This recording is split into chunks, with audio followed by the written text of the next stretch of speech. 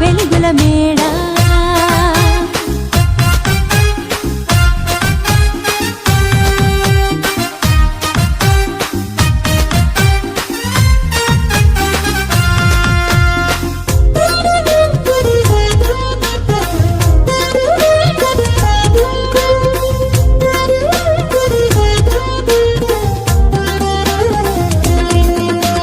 సృష్టికర్తయే మరియతనయుడై పసుల పాకలో పరుండినాడు.